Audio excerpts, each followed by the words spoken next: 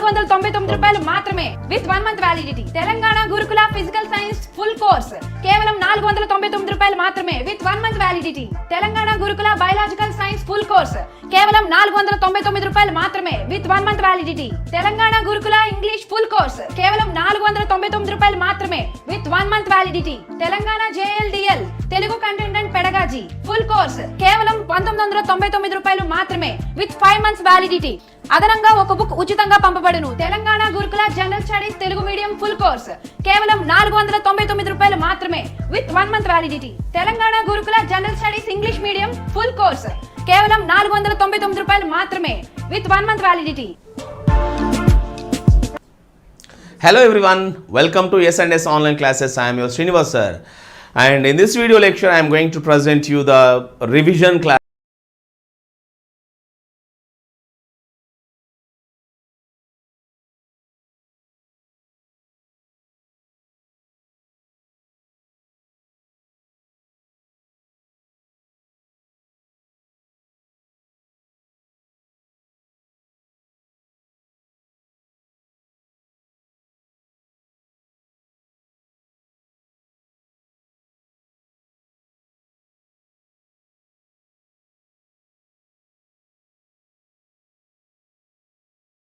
Discuss చేయబోతున్నాము.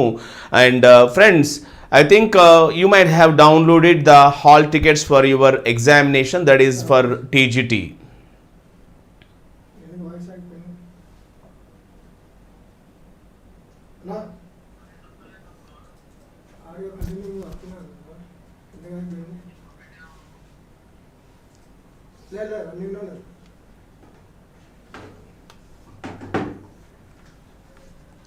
Okay,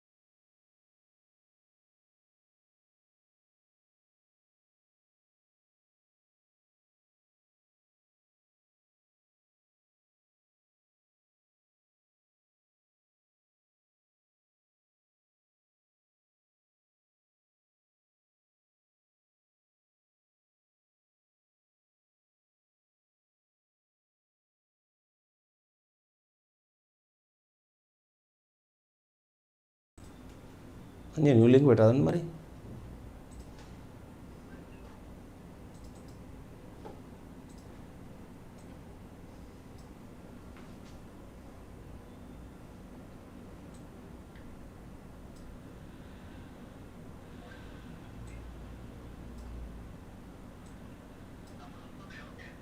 వస్తుందా కనీసం మనం అన్న ఇది లింక్ కట్ చేసి మళ్ళీ సపరేట్ పెడతా అన్న. ఆల్రెడీ ఇందా చెక్ చేసుకున్నా, రన్నింగ్లో పెట్టుకున్నా అన్న, స్టార్ట్ చేసినా పడుతుంది సార్. ఇది కట్ చేసినట్లే సార్, ఇది కట్ చేసిన అన్న, ఇది వేరే పెట్టినా లింక్ సార్.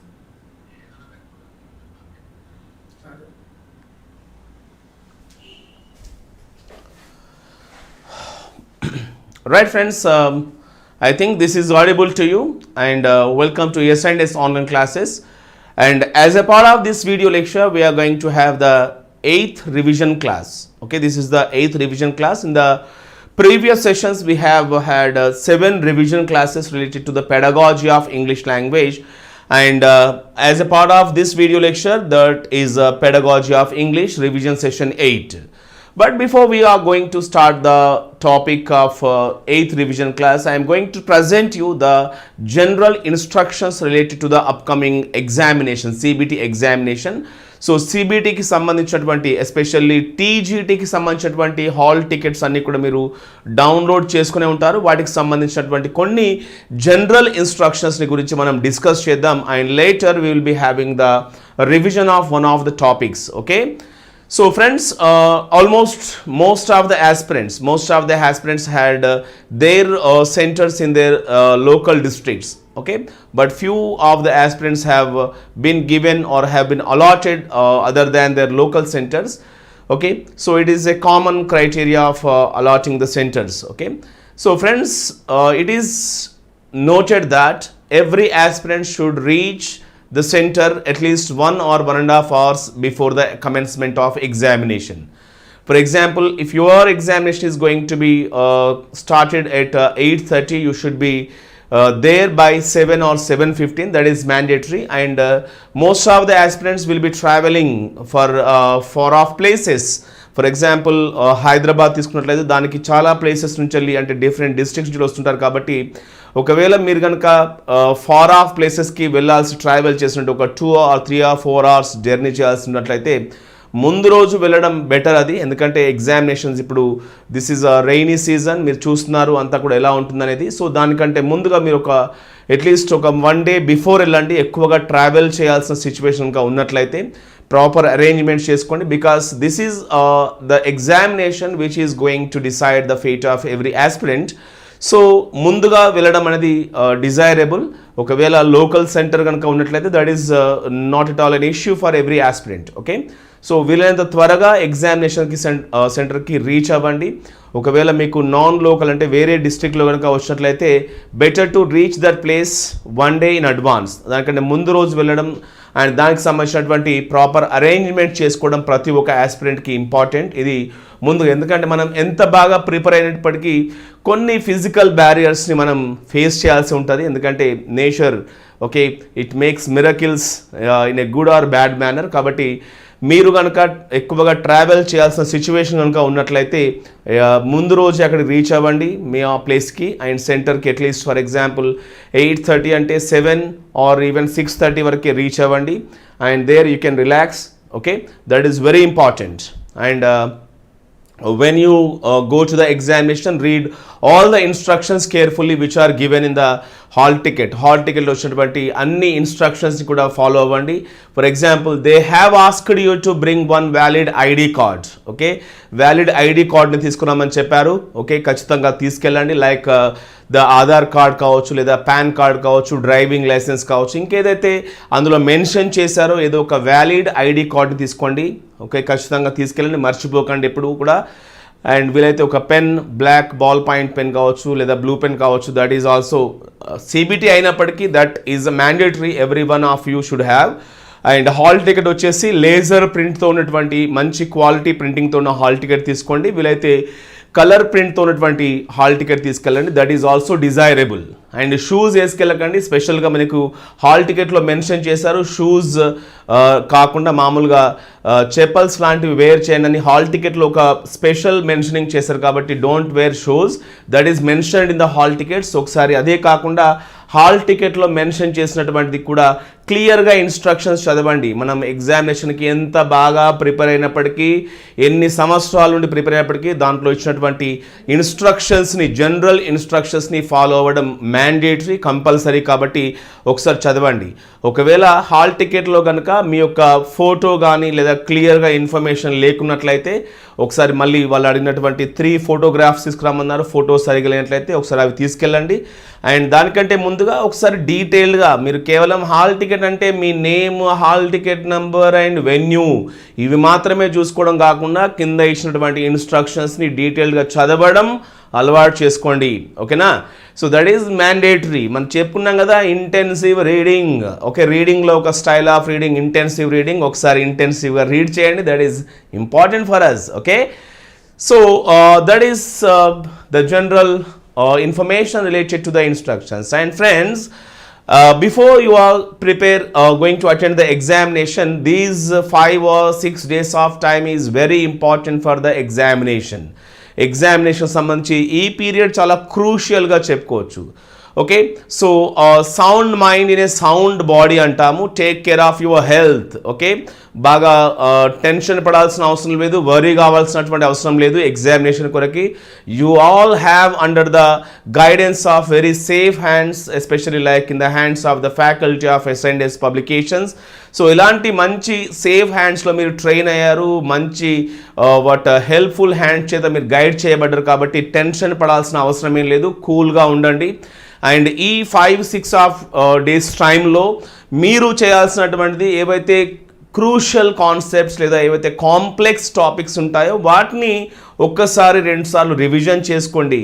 అండ్ ఎట్లాగో ఎగ్జామినేషన్ 5 డేసో 6 డేసో ఉంది కదా అని చెప్పి నైట్ అంతా డే అంతా చదువుతూ మీరు కనుక స్ట్రెయిన్ అయితే ఫిజికల్గా అల్టిమేట్గా అది ఎగ్జామినేషన్ పైన ఇంపాక్ట్ చూపించే ప్రభావం ఉంది. కాబట్టి okay, have proper sleep, have healthy foods.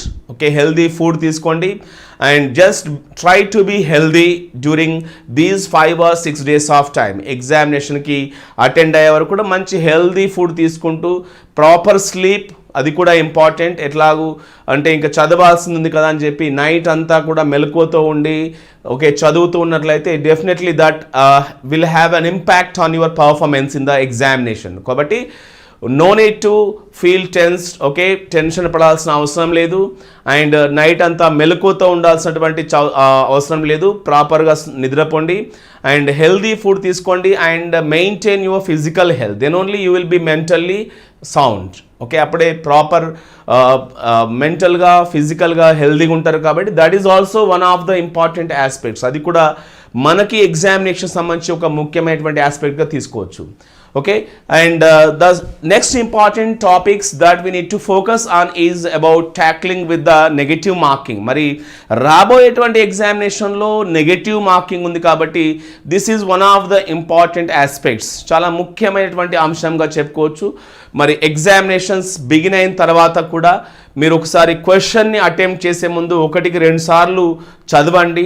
ఎలిమినేషన్లో బాగా మీరు నేర్చుకున్నటువంటి నాలెడ్జ్ అంతా కూడా అక్కడ అప్లై చేయండి. ఎలిమినేషన్లో ఏవైతే ఇర్రిలవెంట్ రెస్పాన్సెస్ ఉంటాయో, ఆప్షన్స్ ఉంటాయో వాటిని ఎలిమినేట్ చేస్తూ ప్రాపర్ ఆన్సర్ని చూస్ చేసుకోండి.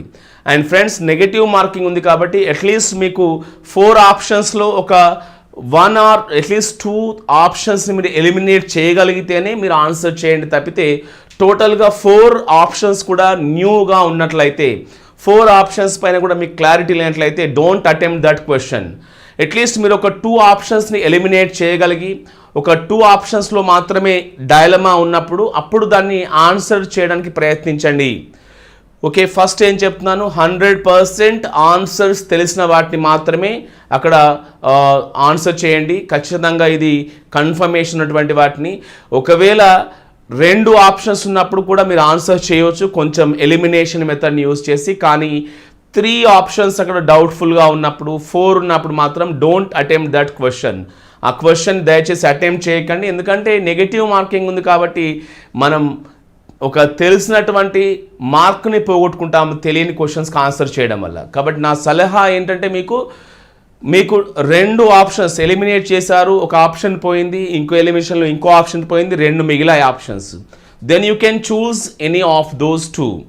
ఆ రెండిట్లో ఏదన్నా ఒకటి చూస్ చేసుకోవచ్చు. అంతేగాని తెలియనటువంటి 3-4 ఆప్షన్స్కి సెలెక్ట్ చేసుకుని దాంట్లో నుంచి ఏదో ఒకటి సెలెక్ట్ చేసుకున్న తర్వాత ఉన్నటువంటి మార్క్స్ని పోగొట్టుకుంటాము. Okay friends, this is one of the rare opportunities every aspirant has in his or her life. ఎందుకంటే చాలా రోజుల తర్వాత 2018లో మనకు వచ్చినటువంటి గురుకుల ఎగ్జామినేషన్ PGT TGT కావచ్చు, JL కావచ్చు, మళ్ళీ almost 5 years, not almost exactly after 5 years we have got an opportunity. కాబట్టి దీన్ని మనం ఎంత జాగ్రత్తగా వీలైతే అంత జాగ్రత్తగా ఒడిసి పట్టుకోవాలి. దీంట్లో ఉన్నటువంటి ప్రతి ఇన్స్ట్రక్షన్ని ఫాలో అవుతూ ప్రతి స్టెప్ కూడా కేర్ఫుల్గా తీసుకున్నప్పుడే రాబోయేటువంటి ఎగ్జామినేషన్లో మనం మంచి పర్ఫార్మెన్స్ చేస్తాము, మంచి రిజల్ట్ని గెయిన్ చేయడానికి అవకాశం ఉంటుంది. కాబట్టి తొందర పడకండి, టెన్షన్ పడకండి, నెగటివ్ యాటిట్యూడ్తో అసలు ఉండకండి. నెగటివ్ మార్కింగ్ ఉండాలి కానీ నెగటివ్ యాటిట్యూడ్ మీకు ఉండొద్దు. అర్థమైందా? సో నెగటివ్ మార్కింగ్ని ట్యాకిల్ చేయడానికి ఒకటే చెప్పాను, ఆర్ రెండు ఆప్షన్స్, ఒక ఫర్ ఎగ్జాంపుల్ ఎగ్జాక్ట్లీ ఆన్సర్ తెలిసిన వాటికి ఫస్ట్ ఆన్సర్ చేయండి. సెకండ్ వన్ ఎలిమినేట్ చేయండి. ఎలిమినేట్ చేయడం ద్వారా మీరు ఒక రెండు ఆప్షన్స్ని ఎలిమినేట్ చేసి రెండు ఆప్షన్స్ దగ్గరికి వచ్చినప్పుడు దానికి మీరు ఆన్సర్ చేయొచ్చు. అంతేగాని 3 or 4 ఆప్షన్స్ అక్కడే ఉన్నప్పుడు ఎట్టి పరిస్థితుల్లో దాన్ని అటెంప్ట్ చేయకండి. ఓకే, సో తెలియనటువంటి ఆన్సర్ గురించి తెలిసినటువంటి మీరు ఆన్సర్ పెట్టినటువంటి దాన్ని మార్క్స్ని పోగొట్టుకోకండి. That is very important. అది మనం అందరం కూడా గుర్తుపెట్టుకోవాల్సినటువంటి అంశం. ఓకే, సో ఇంకా మీకు ఏమైనా డౌట్స్ ఉన్నట్లయితే మీరు మీ కామెంట్ సెక్షన్లో పోస్ట్ చేయండి, so that we will be answering to that question, because we have been teaching you for the last 6 or 7 months of time. Okay, ఇంకా అంతకంటే ఎక్కువ టైం నుంచి మీకు టీచ్ చేస్తున్నాము. ఎఫెక్టివ్ క్లాసెస్ని యాప్లో కావచ్చు, యూట్యూబ్లో కావచ్చు, వీలైనంత క్వాలిటీ లెక్చర్స్ ఇస్తున్నాము అండ్ క్వశ్చన్ పేపర్స్ ఇస్తున్నాము. అండ్ మీకు నెగటివ్ మార్కింగ్ సంబంధించి మిమ్మల్ని పర్ఫెక్ట్ చేయడం కోసకి ఎస్ఐఎండ్ఎస్ ఎగ్జామ్ అడ్డాలో మీకు చాలా క్వశ్చన్స్ కూడా ఇచ్చాము. మిమ్మల్ని అందరినీ పర్ఫెక్ట్ చేయడానికి మా తరపునటువంటి ఏదైతే చేయాలో అంతకంటే ఎక్కువ చేశాము. ఓకే, సో ఎస్ఐఎండ్ఎస్ ఎప్పుడు కూడా మీకు ఫేవరబుల్గా మీరు ఎగ్జామినేషన్లో ఎక్స్ట్రాడినరీ పర్ఫార్మెన్స్ చేసే విధంగా మీకు ఎప్పుడు కూడా సపోర్ట్ చేస్తుంటాము కూడాను. సో దానికి సంబంధించి ఇంకా మీకు ఏమైనా ఫర్దర్ ఈ 1 weekలో కూడా మీకు ఇంకా పలానా టాపిక్ సంబంధించి గైడెన్స్ కావాలి అన్నా, ఇంకేదైనా కావాలన్నా కూడా we are ready to serve you. Okay, because your success is our goal. Okay, మీ సక్సెస్ మా గోల్ డెఫినెట్గా. So we will be serving towards your success, right friends? Okay, so if you have any queries, you can ask us in the comment section, so that we will be responding to your queries. Okay, me queries సంబంధించినటువంటి questions కి మేము answer చేస్తుంటాము. So yeah, here we have not got any queries related to the topics సంబంధించి ఇంకా ఇది కూడా queries రాలేదు. If you have anything you can ask us freely, so that we will be responding to those questions. Okay, so sir TGT hall ticket download అవ్వలేము sir. ఒకసారి మీరు ప్రాపర్గా మీ login ID ఏదైతే ఉందో లాగిన్ ఐడి తోటి పాస్వర్డ్తో try చేయండి. మీకు ఏదైతే TREIRB ఐడి నెంబర్ ఉంటుందో TREIతో స్టార్ట్ అవుతుంది, ఆ లాగిన్ ఐడి అండ్ పాస్వర్డ్తో ప్రాపర్గా మీరు సర్చ్ చేయండి. ఒకవేళ పాస్వర్డ్ కనుక మీకు తెలియనట్లయితే ఫర్గాట్ పాస్వర్డ్ యూజ్ చేసుకోవచ్చు. That facility is also available. Okay, you can search it properly because everyone is able to download the hall tickets. Okay, okay, right, and right, if you have any doubts, you can ask us. Okay, so how to write exams in a different center, sir? So since you have applied for many examinations, for example, an aspirant has applied for TGT English and TGT Social, for example, TGT English and TGT Social apply చేసినప్పుడు obviously the aspirants is expected to write all the papers related to TGT English and TGT Social. So మీరు apply చేశారు కాబట్టి multiple examinations apply చేశారు కాబట్టి multiple examinations రాయాల్సిందే, and that is mandatory. It has been decided by the board. Okay, so right, assertion and response questions answering, sir. Friends, we have already discussed the test series లో భాగంగా మనం assertion and reasoning types of questions discuss చేసాము. But ఇక్కడ మనకి revision క్లాసెస్లో ఉన్నాం. Mostly today or tomorrow will be able to finish the revision classes. After that we will be having the explanation for the questions and answers. Okay, some model questions or model examinations ఇదివరకు మనం ఎస్ఐఎండ్ఎస్ online క్లాస్లో భాగంగా nearly 2000 questions వరకు నేను explain చేశాను. Nearly topic wise ఒక 100-150 questions తీసుకొని, and definitely we will be able to present you more number of questions. వీళ్ళని ఎక్కువ క్వశ్చన్స్ మళ్ళీ మీకు ప్రజెంట్ చేయడానికి ట్రై చేస్తాం. డెఫినెట్లీ అజర్షన్, రీజనింగ్ కావచ్చు, మ్యాచింగ్ కావచ్చు, ఇంకా మీకు ఏదైతే ఎగ్జామినేషన్స్ ఉంటాయో definitely we will be able to present that. Okay, send 2017 or 18 key paper sir. Friends, మీరు ఒకసారి యూట్యూబ్లో సర్చ్ చేయండి. 2018 PGT టీకి సంబంధించినటువంటి 2 క్వశ్చన్ పేపర్స్ని కూడా పెడగాలజీ ఆఫ్ ఇంగ్లీష్ లాంగ్వేజ్ సంబంధించి పేపర్ నేను ఎక్స్ప్లెయిన్ చేశాను. యూట్యూబ్లో అవైలబుల్ ఉంది, and it is also available in S I and S online classes with PGT, TGT 200 questions ఉన్నాయి రెండు పేపర్స్లో కూడా అవి ఎక్స్ప్లెయిన్ చేశాను already. You can have that thing. Okay right. PGT hall ticket రావడం లేదు సార్. ఫ్రెండ్ సుమా గారు, సుమా శ్రీరామ్, మనకి PGT ఎగ్జామినేషన్ 1 వీక్ ముందు అంటే సుమారుగా 1st వరకు మీరు PGT హాల్ టికెట్ డౌన్లోడ్ చేసుకునే ప్రావిజన్ ఉంటుంది. 31st లేదా 1st రోజు మీరు హాల్ టికెట్ డౌన్లోడ్ చేసుకోవచ్చు. ప్రజెంట్గా ఓన్లీ యూజీకి సంబంధించి అంటే TGT ట్రైన్డ్ గ్రాడ్యుయేట్ టీచర్స్ సంబంధించి హాల్ టికెట్స్ మాత్రమే ఇప్పుడు ప్రొవైడ్ చేశారు. After 1 or 2 days you will be able to get the PGT hall tickets. Okay right. So Mounika గారు, any trick for assertion sir? So assertion and reasoning type of questions మనము nearly ఒక total క్వశ్చన్స్లో ఒక 100 to 150 questions వరకు assertion and reasoning క్వశ్చన్స్ని explain చేశాను. But in the coming days, maybe after 1 or 2 days of time, we will be able to present the assertion and reasoning type of questions also. So వాటికి సంబంధించి ఎలా attempt చేయాలి and కొన్ని model క్వశ్చన్స్తో కూడా నేను explain చేస్తాను. Okay, definitely you will be able to do these things. Okay right. Please explain 5E model sir. 5E మోడల్లో భాగంగా మనం లెసన్ ప్లాన్కి సంబంధించి నేను మీకు డిఫరెంట్ టైప్స్ ఆఫ్ ప్లానింగ్స్లో చెప్పాను. మీకు హెర్బార్టియన్ లెసన్ ప్లాన్ కావచ్చు, 5E లెసన్ ప్లాన్ కావచ్చు, PPP లెసన్ ప్లాన్ కావచ్చు, బ్లూమ్స్ యొక్క లెసన్ ప్లాన్ కావచ్చు. చాలా different types of lesson plans, icon lesson plan, different types of lesson ప్లాన్ని ఎక్స్ప్లెయిన్ చేస్తాను. వీలైతే నెక్స్ట్ రివిజన్ క్లాస్లో టైప్స్ ఆఫ్ లెసన్ ప్లాన్ని ట్రై చేస్తాను నేను. Definitely we will be able to do those things. Okay, so next one చూద్దాం మనం. Questions వచ్చేసి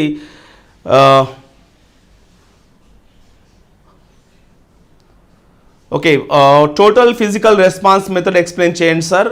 మధుమతి గారు గారు ఇంతకుముందు రివిజన్ క్లాస్ చూడండి మేడం. ప్రీవియస్ రివిజన్ క్లాస్లో నేను టోటల్ ఫిజికల్ రెస్పాన్స్ మెథడ్కి సంబంధించి TPR మెథడ్కి సంబంధించి చాలా డీటెయిల్గా ఎక్స్ప్లెయిన్ చేశాను. Grammar, translation method, direct method. So ఇక్కడ ఈరోజు మనం డిస్కస్ చేయాల్సినటువంటి టాపిక్స్ ఇంకా ఉన్నాయి మనకి. సో మీరు ఇంతకుముందు రివిజన్ క్లాసెస్లో, ఇది రివిజన్ క్లాస్ 8 అమ్మా, రివిజన్ క్లాస్ 8 ఇది. అండ్ ఈ 8th రివిజన్ క్లాస్ కంటే ముందు ఆల్మోస్ట్ ఒక 7 రివిజన్ క్లాసెస్ అయినాయి. ఈ 7 రివిజన్ క్లాసెస్లో అప్రోచెస్, మెథడ్స్ అండ్ టెక్నిక్స్ సంబంధించి చాలా డీటెయిల్ ఎక్స్ప్లెనేషన్ చూశాను. You just watch those questions. ఒకసారి ఆ క్వశ్చన్స్ చూడండి. You will be able to get a clarity about the topic. Okay, then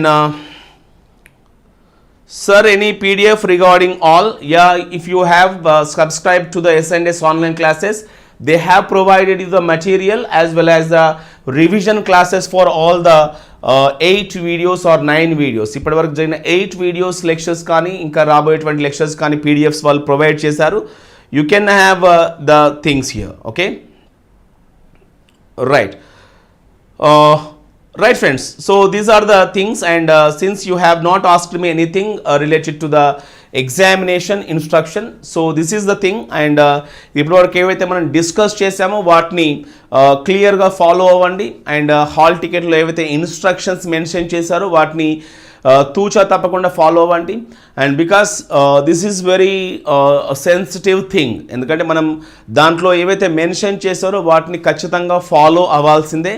And if you have any queries related to the examination instructions, you can type your comment there, and we will be answering to your queries later also. తర్వాత కూడా మీకు సంబంధించినటువంటి క్వెరీస్కి మేము respond అవుతాం definitely. But remember friends, ఇక్కడ మీరు రాబోయేటువంటి 5 or 6 days of టైంలో ఎక్కువగా స్ట్రెయిన్ తీసుకోకండి. ఓకే, సో ఏవైతే ఆల్రెడీ చదివారో, ఇంతకుముందు ఏవైతే చదివారో వాటికి సంబంధించినటువంటి రివిజన్ మాత్రమే చేయండి. అండ్ వీలైతే మనం చెప్పుకున్నటువంటి revision classes almost this is the 8th revision class. ఇంకో 2 or 3 రివిజన్ క్లాసెస్ ఉంటాయి మనకి. టోటల్ 10 రివిజన్ క్లాసెస్ ఉన్నాయి. వాటిని ఫాలో అవ్వండి. అండ్ అందులో ఏవైతే ఇంపార్టెంట్ కాన్సెప్ట్స్ చెప్తున్నామో వాటిని ఫాలో అవ్వండి. అండ్ న్యూగా, కొత్తగా ఏది కూడా ఎక్స్పెరిమెంట్ చేయకండి. ఓకేనా? ఇంకా మీ ఫ్రెండ్స్ ఎవరో చదువుతున్నారని చెప్పి మీరు చదవడం కానీ, లేదా కొత్తగా ఎలాంటి టాపిక్స్ని కానీ, కొత్తగా ఎలాంటి మెటీరియల్ కానీ ఈ టైంలో చదవడం అనేది మంచిది కాదు. ఎందుకంటే దానివల్ల అనవసరంగా మనం కొత్త టాపిక్ని నేర్చుకోవడం, అంటే కొత్త మెటీరియల్ చదవడం వల్ల లేనటువంటి గందరగోళం క్రియేట్ చేయబడుతుంది. సో ఆల్రెడీ ఏవైతే మీరు చదివారో అందులో నుండి ఏవైతే కాంప్లెక్స్ ఏరియాస్ ఉంటాయో ఆ కాంప్లెక్స్ ఏరియాస్ పైన ఫోకస్ చేస్తూ మీ ప్రిపరేషన్ని ఈ 5-6 డేస్లో క్విక్ రివిజన్ చేసుకోండి. That is important. And don't try to read the new topics and new material. కొత్తగా మెటీరియల్ కానీ నోట్స్ కానీ ఏది చదవాల్సిన అవసరం లేదు. And you can watch the videos and you can learn or you can revise the things that have been already read. Okay, right. So model papers conduct చేయండి sir. Already మనం ఎస్ఎండ్ఎస్ exam అడ్డాలో చాలా క్వశ్చన్ పేపర్స్ పెట్టామా. Nearly 20 pedagogy question papers ఉన్నాయి. You can practise and you can subscribe చేసి మీరు practise చేయొచ్చు. Okay, so right. Then all questions attempt చేయొచ్చా సార్ సుజాత మేడం గారు? Or you need not answer all the questions. ఇప్పటిదాకా అదే చెప్పాను నేను. అన్ని క్వశ్చన్స్ కూడా ఆన్సర్ చేయడం అనేది ఇక్కడ డిజైరబుల్ కాదు. నేను ఆల్రెడీ చెప్పాను మీకు ఖచ్చితంగా ఫస్ట్ ఫేజ్లో మీకు ఏవైతే 100% ఆన్సర్స్ తెలుస్తాయో వాటిని మాత్రమే అటెంప్ట్ చేయండి. సెకండ్ ఫేజ్లో ఎలిమినేట్ చేస్తూ ఒక 2 ఆప్షన్స్ ఎలిమినేట్ చేయడం ద్వారా ఇంకో 2 ఆప్షన్స్ మిగులుతాయి. అక్కడ ఆ రెండిట్లో నుంచి వెళ్ళి 50-50 ఉంటుంది. అప్పుడు ఏదైతే ఎక్కువగా మీకు ఆన్సర్ అనిపిస్తుందో దాన్ని అటెంప్ట్ చేయండి. అంతే తప్పితే 3 ఆప్షన్స్ డౌట్ఫుల్గా ఉన్నా 4 ఆప్షన్స్ డౌట్ఫుల్గా ఉన్నా మీరు ఆ క్వశ్చన్స్ని అటెంప్ట్ చేయకండి. దాన్ని కట్ డౌన్ చేయండి రెండింటి వరకు వచ్చేవరకు. ఓకే, ఒకవేళ రెండిట్లో అదే ఆన్సర్ తిరిగినప్పుడు మీకు ఏదైతే ఎక్కువగా ఆప్షన్ అనిపిస్తుందో ఎక్కువగా ఆన్సర్ ఉండొచ్చు అనిపిస్తుందో దాన్ని అటెంప్ట్ చేయండి తప్పితే అన్ని క్వశ్చన్స్కి ఆన్సర్ చేయడం అనేది అంత మంచిది కాదు. ఎందుకంటే దాని ద్వారా మనకు వచ్చినటువంటి మార్క్స్లో నుంచి కోల్పోవాల్సి వస్తుంది నెగటివ్ మార్కింగ్లో. Okay, so these are the general instructions related to the examination. ఇది ఎగ్జామినేషన్ సంబంధించినటువంటి general instructions. Okay, right. So right, now let us have the 8th revision class. ఓకే, మరి మనం 8th రివిజన్ క్లాస్ గురించి ఇన్ఫర్మేషన్ డిస్కస్ చేద్దాం. So friends, as a part of the topic that is the teaching of grammar and teaching of vocabulary. If you look at the previous question papers, 2 to 3 questions were asked on the topic of teaching of vocabulary and grammar. Grammar and వొకాబులరీకి సంబంధించి మనకు 2 నుండి 3 questions గత ఎగ్జామినేషన్లో అడిగారు. And ఇప్పుడు రాబోయేటువంటి PGT, TGT, JL పెడగాజీలో కూడా మళ్ళీ 2 నుండి 3 క్వశ్చన్స్ అడగడానికి అవకాశం ఉంది. So let us discuss the topic that is the teaching of vocabulary and teaching of grammar in detail. So వీటికి సంబంధించి మనం ఇన్ఫర్మేషన్ ఈరోజు లెక్చర్లో భాగంగా డిస్కస్ చేయబోతున్నాం. So friends, when it comes to language teaching there are 2 important components to teach. One is teaching of grammar, second one is teaching of vocabulary. So which is important for a learner to learn? Okay, in order to learn a language, which one is considered important? ఏది important అవుతుంది అంటే, so initially the traditional linguists, okay, or the traditional experts believed that teaching of structures is more important than the teaching of vocabulary. Vocabulary కంటే structures important అని believe చేసేవాళ్ళు. But according to the modern teaching, both of them are important. Teaching of vocabulary and teaching of structures, both of them are important in order to learn a language. Okay, so here we should not underestimate, we should not ignore any aspects of the language. Language లో ఈ రెండిట్లో కూడా దేన్ని కూడా neglect చేయడానికి లేదు ఇక్కడ. Both of them are important. If you want to learn a language, you should be able to know the vocabulary and you should be able to know grammar also. Grammar and vocabulary, both of them are important. రెండు కూడా ముఖ్యమైనటువంటివి. And here we can say that without structures you may convey something. Structures అంటే grammar లేకుండా మీరు ఎంతో కొంత convey చేయొచ్చు. But without vocabulary you cannot convey anything. Vocabulary లేకుండా మనం ఏది కూడా కన్వే చేయలేము. And grammar is like the skeleton of a human being, whereas the vocabulary forms its flesh and blood. మరి ఇక్కడ స్ట్రక్చర్ లేదా గ్రామర్ అనేది ఒక పర్సన్కి స్కెలిటన్ లాంటిది అయితే గ్రామర్ వొకాబులరీ అనేది ఫ్లెష్ అండ్ బ్లడ్ లాంటిది. మరి రెండిట్లో ఏది ఇంపార్టెంట్ అంటే we can say that both of them are important. Okay, so skeleton ఇంపార్టెంటా, ఫ్లెష్ అండ్ బ్లడ్ ఇంపార్టెంట్ ఒక పర్సన్ కంటే? obviously we answer that both of them are important, and without these two a human body can't exist. So that's the reason these two are very important in order to learn. Okay, so what constitutes the vocabulary? మరి vocabulary అంటే ఏంటి? Okay, vocabulary ఏముంటాయి? vocabulary is defined as a body of different parts of words. Okay, different parts of వర్డ్స్ని వొకాబులరీగా చెప్పుకుంటాం మనం. So what forms vocabulary?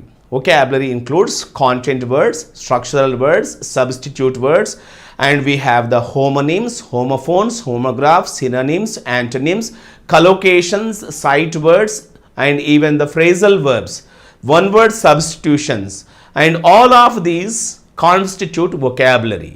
Okay, ఇవన్నీ కలిస్తే మనకి వొకాబులరీ అవుతుంది. సో ఫ్రెండ్స్, మీరు ఈ వొకాబులరీ ఆల్రెడీ మీరు నేర్చుకునే ఉంటారు, చదివే ఉంటారు, అండ్ మీరు వొకాబులరీ అంటే ఏంటో తెలుసుకునేటప్పుడు వొకాబులరీలో ఏ ఏ ఎలిమెంట్స్ ఉంటాయో ఒకసారి మళ్ళీ ఫోకస్ చేయండి. ఓకే, ఎగ్జామినేషన్లో క్వశ్చన్స్ అడగడానికి అవకాశం ఉంటుంది. First of all we need to begin with what is the meaning of learning vocabulary. మనం వొకాబులరీ నేర్చుకోవడం అంటే దేన్ని అంటాము? Okay, learning vocabulary. What is the meaning of learning vocabulary? Is it knowing the meaning of the words? Is it knowing the spelling of the words? Is it knowing the parts of speech of the words? What is the meaning of vocabulary? Learning vocabulary ante enti? So meaning of learning vocabulary is knowing how to use the words in the real life context. Knowing the usage of the words in speaking and writing. Okay, so speaking and writing లో లేదా reading and లిస్నింగ్లో ఆ word యొక్క meaning ఏంటి, దాన్ని ఎలా use చేయాలో తెలుసుకోవడమే vocabulary నేర్చుకోవడం అంటే. It's not knowing the meaning, it's not knowing it's word family, it's not knowing it's spelling, it's not knowing it's parts of speech, any other thing. Okay, learning vocabulary means learning to know how to use it in different context. Different context lo a word ni ela use cheyali, and how to use it, how to understand it while listening or while reading. చదివేప్పుడు వినేప్పుడు దాన్ని ఎలా అర్థం చేసుకోవాలి, దాన్ని vocabulary నేర్చుకోవడం అంటారండి. Okay, so మనం వీటన్నిటికి సంబంధించినటువంటి కాన్సెప్ట్స్ని మనం ఇప్పుడు డీటెయిల్గా డిస్కస్ చేద్దాం ఈ రివిజన్ క్లాస్లో. And this revision class is all about teaching of vocabulary and teaching of grammar. Okay, grammar and vocabulary కి సంబంధించినటువంటి కాన్సెప్ట్గా మనం దీన్ని గుర్తుపెట్టుకోవాలి. అండ్ ఎగ్జామినేషన్లో 2 or 3 questions, okay, 2 or 3 questions మనకి అడగడానికి అవకాశం ఉన్నట్టుంది. So let us try to understand everything in detail. వీటికి సంబంధించినటువంటి అన్ని టాపిక్స్ని కూడా మనం డీటెయిల్గా డిస్కస్ చేద్దాం. Okay, right. Here, knowing a language means, what is the meaning of knowing a language? ఒక లాంగ్వేజ్ నేర్చుకోవడం అంటే ఏంటి? Knowing a language means acquiring grammatical competence. What is the first one? Grammatical competence. Grammatical competence is nothing but the mastery of the rules of a particular language. ఒక భాషకి సంబంధించినటువంటి grammar రూల్స్ని మనం నేర్చుకోవడమే గ్రామటికల్ కాంపిటెన్స్ అంటాము. Grammatical competence is nothing but the linguistic competence. దీన్నే linguistic కాంపిటెన్స్గా చెప్పుకోవాలి.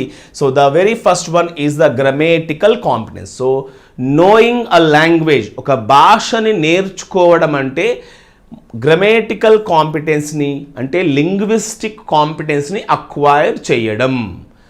And second one is communicative competence. You should be able to communicate in different context. Different కాంటెక్స్ట్లో మీరు లాంగ్వేజ్ని యూజ్ చేయగలగాలి. Okay, so in social context are in classroom context, in different types of situations you should be able to communicate by using a language. ఒక భాషను ఉపయోగించి మీరు communicate చేయగలిగే సామర్థ్యాన్ని మీరు పొందాలి. సో లాంగ్వేజ్ నేర్చుకోవడం అంటే ఏంటి? First one grammatical competence, mastery of the rules of a language, ఒక భాషకి సంబంధించినటువంటి రూల్స్ని తెలుసుకోవడం. రెండవది కమ్యూనికేటివ్ కాంపిటెన్స్, ఆ రూల్స్ ఉపయోగించి మీరు ఇతరులతో కమ్యూనికేట్ చేయగలగడం. And third one is language proficiency. Okay, so మనం స్పీకింగ్ స్కిల్లో చెప్పాను నేను, ప్రొఫిషియన్సీ, ఆక్యురసీ, ఫ్లూయెన్సీ, ఇవన్నిటి గురించి. సో లాంగ్వేజ్ ప్రొఫిషియన్సీ తెలుసుకోవడం. And when you are able to do these three things, then it means that you have acquired the language. అప్పుడు మీరు ఒక లాంగ్వేజ్ గురించి తెలుసుకున్నట్టు, లేదా లాంగ్వేజ్ మీకు వచ్చినట్టు. ఓకే, సో ఎప్పుడు ఒక పర్సన్ లాంగ్వేజ్ నేర్చుకున్నాడు అని చెబుతామంటే, first one grammatical competence, second one is communicative competence, and third one is language proficiency. ఈ మూడు ఉన్నప్పుడే ఒక పర్సన్ లాంగ్వేజ్ నేర్చుకున్నట్టు అవుతుంది. అదే మనం కమ్యూనికేటివ్ అప్రోచ్ సిఎల్టీలో భాగంగా చెప్పుకున్నట్లయితే, every person should be able to know 4 types of competencies according to Kenneline Swain. Okay, one is called the linguistic competence. Second one is the second competence is social. First one grammatical competence, second one is social linguistic competence, discourse competence, and strategic competence. ఈ 4 competencies వచ్చినప్పుడు person language నేర్చుకున్నట్టుగా చెప్తాం. And according to Chomsky, linguistic competence and linguistic performance are the 2 things that a person is able to perform in day-to-day life. But ఇక్కడ జనరల్గా గుర్తుపెట్టుకోండి, ఒక భాష నేర్చుకోవడం అంటే ఈ 3 kinds of abilitiesని కలిగి ఉండడం. I think this is clear to you. And to use a language effectively, a good stock of vocabulary is essential. ఒక భాషని ఎఫెక్టివ్గా పర్ఫామ్ చేయాలి, నేర్చుకోవాలన్నప్పుడు ఏం అవసరం ఉంటుంది?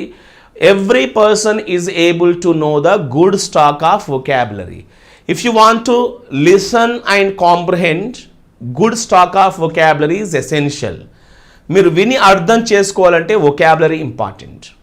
If you are able to speak, if you want to speak, you should have good stock of vocabulary. If you want to read and write, there also you need to know the knowledge of vocabulary. So ఒక లాంగ్వేజ్ని ఎఫెక్టివ్గా use చేయాలి అనుకుంటే vocabulary important. అందుకే చెప్పాను కదా, without grammar you may convey something, but without vocabulary you cannot convey anything. Okay, grammar లేకుండా మీరు ఎంతో కొంత కన్వే చేయొచ్చు, కానీ వొకాబులరీ లేకుండా మీరు ఏది కూడా కన్వే చేయలేరు. Vocabulary is important. Okay, and because vocabulary facilitates expression of thought and feeling. Okay, so thought ni feeling ni express cheyalante vocabulary అనేది essential గా చెప్పుకుంటాము. That is about the introductory things. And vocabulary is the principal contributor in reading and listening comprehension. Okay, listening కాంప్రహెన్షన్లో, reading కాంప్రహెన్షన్లో principal కాంట్రిబ్యూటర్గా, primary ఏజెంట్గా మనం వొకాబులరీని చెప్పుకోవచ్చు. If you do not have the vocabulary, you will not be able to listen to it and comprehend it. దాన్ని అర్థం చేసుకోవడలేరు, వినలేరు. And if you do not have sufficient vocabulary, you will not be able to read with comprehension. కాంప్రహెన్షన్తో చదవలేదు. That's the reason we can say vocabulary is the primary agent, vocabulary is the primary contributor to listen and to read with comprehension. Okay, so అందుకే మనం చెప్పుకుంటాం. That's a very important point. And what is the primary barrier for listening with comprehension or reading with comprehension? Listening with comprehension లేదా reading with comprehension కి primary అబ్స్ట్రకిల్గా, primary బ్యారియర్గా ఉండేది ఏదంటే inadequate stock of vocabulary. Vocabulary సరైనటువంటి క్వాంటిటీలో లేకపోవడం వల్ల listening comprehension, reading కాంప్రహెన్షన్లో fail అవుతాడు ఒక aspirant. Okay, so that's the reason we can say that. Okay, according to హార్మర్, if language structures make up the skeleton of a language, vocabulary provides its vital organs and flesh.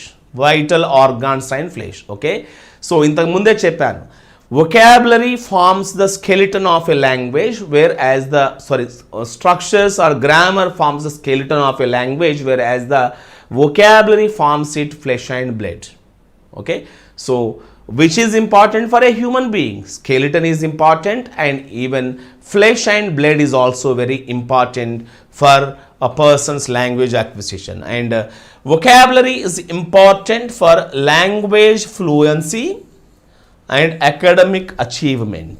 Okay, but primaryగా మాత్రం vocabularyని రెండు అంశాలలో ఇంపార్టెంట్గా చెప్పుకోవచ్చు.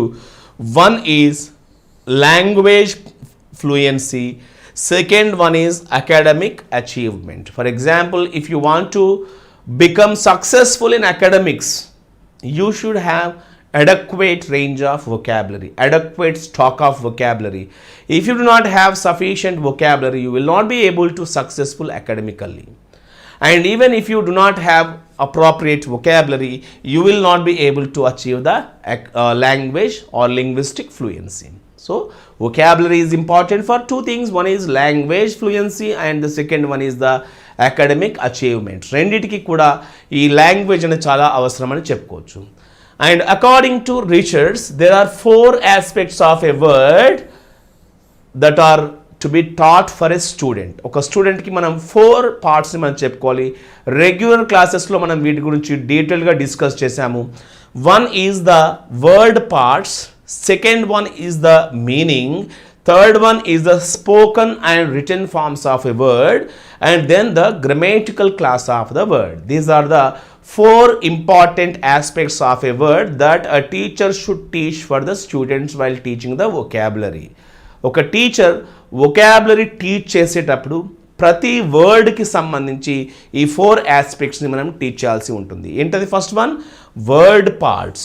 Word parts are to be taught for the students. Second one ఏంటి? The meaning of the word. Third one the spoken and written forms. మీరు చాలాసార్లు చూస్తుంటారు spoken form is different from the written form. And ఆ వర్డ్కి సంబంధించి spoken form ఎలా ఉంటుంది, return form ఎలా ఉంటుంది, that's also very essential. And then the grammatical class of the word. ఆ వర్డ్కి సంబంధించినటువంటి గ్రామటికల్ క్లాస్ ఏంటో కూడా తెలుసుకోవాలి. మనం వీటికి సంబంధించినటువంటి ఇన్ఫర్మేషన్ అంతా కూడా రెగ్యులర్ క్లాసెస్లో, ఎస్ఐఎండ్ఎస్ ఆన్లైన్ క్లాసెస్లో వీటికి సంబంధించినటువంటి డీటెయిల్ ఇన్ఫర్మేషన్ని మనం డిస్కస్ చేసుకున్నాము. ఒకసారి మళ్ళీ వీలైతే మీకు ఇక్కడ ఏమైనా ఎక్స్ట్రా క్లారిటీ కావాలనుకుంటే ఒకసారి ప్రతి పార్ట్ గురించి డీటెయిల్ డిస్కస్ చేశాను. You can watch the video lectures. Okay, video lectures చూసి తెలుసుకోండి. And friends, just let us look at the next one. We have 3 kinds of vocabulary. One is active vocabulary, which is also called the productive vocabulary. Second one is passive vocabulary, which is called the receptive vocabulary. And third one is ad hoc vocabulary, which is also known as the temporary vocabulary. 3 types of vocabulary is there. Okay, so active, passive and ad hoc vocabulary. And here what kind of vocabulary should be selected by a teacher while teaching vocabulary? ఒక teacher vocabulary teach చేసేటప్పుడు ఎలాంటి vocabularyని select చేసుకోవాలి? Does the teacher need to select the active or the passive vocabulary or ad hoc vocabulary? Which is more important for a teacher to select while teaching vocabulary? Yeah, just let me look at your responses. Okay, మీరు చూద్దాం ఏ response ఇస్తున్నారు. And ఒకవేళ ఎగ్జామినేషన్లో ఇలాంటి question అడుకోండి, what is to be selected, what kind of vocabulary is to be selected by the teacher? Yeah, let me check your responses. What kind of vocabulary is to be selected by the teacher? Teacher select చేయాల్సినటువంటి vocabulary ఏంటి? Does the teacher need to select the active or the passive vocabulary? So here active, okay, active vocabulary, everyone. Shrivan is selected active vocabulary, Renuka active vocabulary, Divya active vocabulary. Yeah, can you tell me what type of vocabulary is to be selected by the teacher? Ramani also selected active vocabulary, Nagaya active vocabulary. So here friends, remember, the primary purpose or the primary type of vocabulary that every teacher should select is the passive vocabulary. the teacher should select the passive vocabulary and that passive vocabulary is to be turned into active vocabulary. Okay, so ప్రైమరీగా select చేయాల్సినటువంటి vocabulary ఏంటి? passive vocabulary, because passive vocabulary is a vocabulary which the students are able to recognize, which the students are able to understand, and which the students are able to use it in day-to-day communication. Okay, ఏ vocabulary తో students day to day లైఫ్లో recognise చేస్తారో and దాన్ని అర్థం చేసుకుంటారో and they are unable to use it. Okay, remember that passive vocabulary is a vocabulary which the students are able to recognize, which the students are able to understand, but which the students are able to use it seldom. Okay, తక్కువగా use చేయడం లేదా use చేయకపోవడం జరుగుతుంది, అది passive vocabulary అంటాం. So that kind of vocabulary is known as the passive vocabulary. Okay, so passive vocabulary is to be selected by the teacher and this passive vocabulary is to be changed into active vocabulary. Passive vocabulary select చేసి దాన్ని ఎలా మార్చాలా? Active vocabularyలోకి change చేయాలి. That is the primary purpose of A teacher.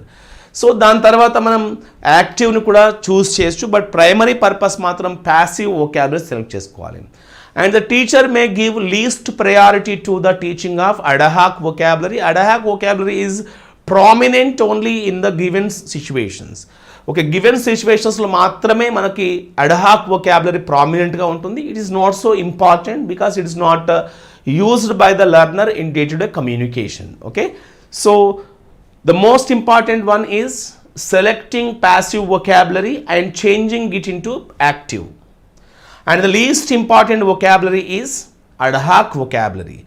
Teacher need not choose different materials for presenting the ad hoc vocabulary. Ad hoc vocabulary ni present చేయడం కొరకు teacher materialsని prepare చేయాల్సిన అవసరం లేదు. The teacher can give the alternate or substitute meaning, or the teacher may translate that into mother tongue and the teacher can teach the ad hoc vocabulary, but that's not so important when it comes to the teaching of vocabulary. Okay, right, so that is the point we need to identify and understand. Okay, right, okay friends, so what are the methods of teaching vocabulary for the students? మరి స్టూడెంట్స్కి vocabulary teach చేసేటప్పుడు ఎలాంటి స్ట్రాటజీస్ని teacher use చేయాలి అనేది కూడా మనకి ఇక్కడ ఇంపార్టెంటే. అండ్ దానికంటే ముందు ద క్వాంటిటీ ఆఫ్ vocabulary, ఎంత vocabulary అవసరం ఉంటుంది. నాగ్పూర్ సెమినార్ ఏమని చెప్పింది, vocabulary ఒక స్టూడెంట్ కావాల్సిన vocabulary ఎంత అనేది. అండ్ స్ట్రక్చర్స్ గురించి కూడా నాగ్పూర్ సెమినార్ ఏం చెప్పింది. అండ్ ప్రొఫెసర్ నూనన్ చెప్పినటువంటి స్టాక్ ఆఫ్ vocabulary ఎంత, అండ్ థార్న్డైక్ చెప్పినటువంటి స్టాక్ ఆఫ్ vocabulary ఎంత ఉండాలి, and doctor Michael P west చెప్పినటువంటి స్టాక్ ఆఫ్ vocabulary, ఇదంతా కూడా మనకి అవసరమైనటువంటి ఇన్ఫర్మేషన్. అది డిఫరెంట్ క్లాసెస్లో మీకు ప్రజెంట్ చేశాను. Okay, the places of the vocabulary or 6 levels of vocabulary designed by Dr. Michael P. West, వీటన్నిటి గురించి కూడా మనం డిస్కస్ చేసాము. ఇప్పుడు కేవలం స్ట్రాటజీస్, ఇది రివిజన్ క్లాస్, స్ట్రాటజీస్ గురించి చెప్పుకుందాం. So the teacher may use the technique of illustration to present vocabulary and the teacher may also use the type like brainstorming. Brainstorming can be used as an effective techniques to present vocabulary for the students. Okay, students ki vocabulary present చేయడం కొరకు teacher brainstorming అనే technique use చేయొచ్చు. The teacher may use the technique of illustrations. Okay, illustrations ద్వారా చెప్పొచ్చు. The teacher may also use the realia or the real objects to present the vocabulary. Realia అనేది use చేయొచ్చు. And the teacher may also use the task of mime. Mime is also used to present the vocabulary. And by giving appropriate synonyms and antonyms, the teacher may present vocabulary to the students. Okay, synonyms and antonyms, and then by defining the word, because all the words cannot be presented by showing the realia, all the words cannot be presented by actions or gestures, all the words cannot be presented with the help of the pictures. Okay, in certain situations sometimes the teacher also need to give the definition of the word. Word కి సంబంధించినటువంటి definition కూడా teacher ఇవ్వాల్సి వస్తుంది. For example, I am a teacher of English and I am going to present a word that is called the meaning of the word democracy. ఒకవేళ నేను democracy అనే వర్డ్ని నా స్టూడెంట్స్కి టీచ్ చేయాల్సి రావచ్చు. అండ్ ఎట్లా ప్రజెంట్ చేస్తాము డెమోక్రసీని? We cannot show it a picture, we cannot show any kind of realia, we need to give the definition of the word. ఆ వర్డ్కి సంబంధించినటువంటి డెఫినేషన్ ఇవ్వడం ద్వారా మనం ఏం చేయొచ్చు? We can present the word to the స్టూడెంట్స్కి మనం ఆ వర్డ్ని ప్రజెంట్ చేయొచ్చు. Okay, so by giving the definition, or sometimes translation is also to be used. But remember friends, translation is to be used, okay, after trying all the other possibilities. మిగతా possibilities అన్నీ try చేసిన తర్వాత least టెక్నిక్గా మనం ట్రాన్స్లేషన్ని use చేయొచ్చు. And then showing realia, already I have told you, realia is nothing but using real objects, okay, using real ఆబ్జెక్ట్స్ని use చేస్తూ మనం vocabulary present చేస్తాం, దాన్ని రియాలియా అని చెప్పుకుంటాము. Showing the models if it is not possible for us to bring the realia into the classroom. For example, a teacher at the primary level wants to teach vocabulary like the animals నేమ్స్ని present చేయాలనుకున్నాడు. The teacher may not be able to bring the real animals into the classroom. For example, మనం flowers teach చేస్తున్నాం అనుకోండి, we can bring real flowers into the classroom. Okay, we can show, right, this is a rose, ఇట్లా మనం teach చేయొచ్చండి. But when you want to teach like animals, the names of animals, you cannot bring animals into the classroom. That's not so possible to bring the realia into the classroom. Then you can use the models use చేయొచ్చు. Okay, if models are also not possible to bring in the classroom, then you can use the pictures, okay, photographs etcetera. And then showing pictures, charts and maps, this is also another way of presenting vocabulary to the students. And teaching context clues are also very essential or important things. Okay, these are very important to teach because the meaning and clues may be there in the sentence before and after the word or in the same sentence. So ఇది మనం చెప్పుకున్నాం context clues అనేది. And words should be taught in specific context. We need to select one particular context and we can explain them how to use that particular word in a specific context. So context లో వర్డ్ని ఎలా teach చేయాలో కూడా మనం present చేయొచ్చు. That is also one of the techniques that can be used by a teacher. ఒక teacher use చేసిన టెక్నిక్గా చెప్పుకోవచ్చు. So these are the methods of teaching vocabulary. ఇది వొకాబులరీ టీచ్ చేయడానికి ఉన్నటువంటి కాన్సెప్ట్స్గా చెప్పుకోవచ్చు. And then we have the graphic organisers. Other technique of presenting vocabulary is graphic organizers. Graphic organizers are nothing but the visual representations of knowledge that structures information by arranging important aspects of a concept or topic into a pattern. Okay, this is a graphic organizer. Manam regular class lo with examples, with pictures వీటి గురించి నేను present చేశాను. And graphic organizers develop the thinking skills also. Apart from vocabulary, they also develop the thinking skills కూడా develop చేస్తాయి. And then in order to present vocabulary, you can also make use of the semantic maps. Okay, దాంతో పాటుగా మనం semantic maps-ని కూడా use చేసుకోవచ్చు. And semantic maps can visually display a word or a phrase. ఒక వర్డ్ని ఫ్రేజ్ని విజువల్గా డిస్ప్లే చేస్తాయి semantic maps అనేది. ఓకే, సెమాంటిక్ మ్యాప్ అంటే ఏం లేదండి, ప్రజెంటింగ్ ద వర్డ్ మీనింగ్ఫుల్గా ఒక వర్డ్ని ప్రజెంట్ చేయగలగడమే సెమాంటిక్ మ్యాప్స్ అని చెప్పుకుంటాము. Okay, and set of related words or concepts, దానికి సంబంధించినటువంటి రిలేటెడ్ వర్డ్స్ని రిలేటెడ్ కాన్సెప్ట్స్ని ప్రజెంట్ చేయడం సెమాంటిక్ మ్యాప్స్ అని చెప్పుకుంటాము. ఓకే, సెమాంటిక్ మ్యాప్స్ అవుతాయి. And then word formation. Okay, word ఫార్మేషన్లో భాగంగా మనం నంబర్ ఆఫ్ క్లాసెస్ డిస్కస్ చేసాము. Like word ఫార్మేషన్లో okay prefixes, suffixes, ఇన్ఫిక్సెస్, okay వాటికి సంబంధించినటువంటి డీటెయిల్డ్ ఎక్స్ప్లెనేషన్ మనకి ఇంతకుముందు క్లాసెస్లో మనం డిస్కస్ చేసాం. You can watch our classes. And then know about morphology. When it comes to the language as a system of systems, we need to know about the concepts of phonetics, semantics, morphology, even syntax and pragmatics. వీటికి సంబంధించినటువంటి information కూడా మనం తెలుసుకుని ఉండాలి. What is morphology? Morphology అంటే ఏంటి? Morphology is nothing but the study of word information. Okay, morphology studies the origin of words and the changes in their form. The origin of words and in their changes in their form is studied by morphology. Okay, so what is a morpheme? Morphology studies about morphemes. What is a morpheme? Morpheme is the word parts or base words or the root words. Okay, morpheme ante entandi?